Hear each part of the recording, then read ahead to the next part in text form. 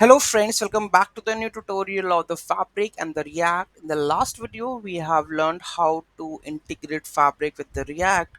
Now we are going to learn how to add a circle in the Fabric and React.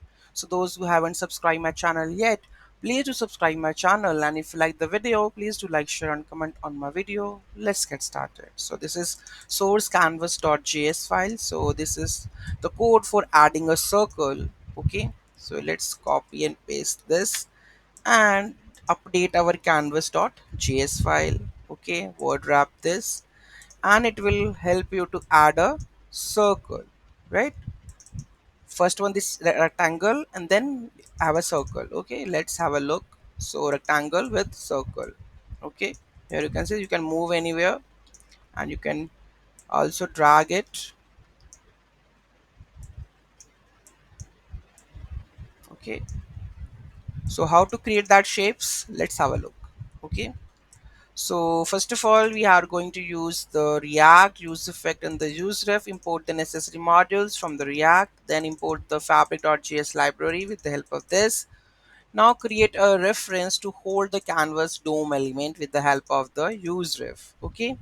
Use effect hook to perform the side effects. So here we have the canvas, create a new fabric .js canvas instance. So here we have creating the instance, okay, of the fabric.js.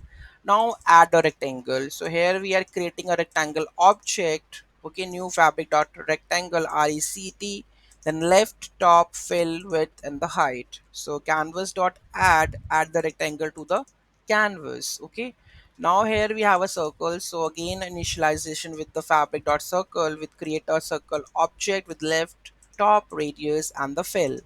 Okay, now add the circle to the canvas and then return.